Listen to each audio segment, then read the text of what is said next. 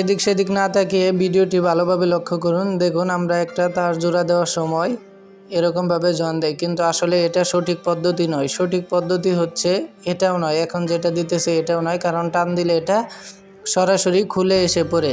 আসলে এই যে আমরা এই তারটি জয়েন দেওয়ার জন্য এরকম মাপ মতে একটা অংশ, নির্দিষ্ট অংশ কেটে নেব। কেটে নেওয়ার পর এই যে এখন যেরকম দেখাবে ঠিক সেরকম পদ্ধতি অনুসরণ করলে এটা হবে সঠিক পদ্ধতি। এই যেরকম পেঁচ দিয়ে তারের উপরে এরকম ঘোরালে তাহলেই এটাই হবে সঠিক পদ্ধতি। কেননা এখন যদি আপনি টানেন, ভিডিও শেষে দেখতে পারবেন, যতই টানেন না কেন এখানে আর কখনোই খুলবে না এবং লুজ কানেকশনও হবে না।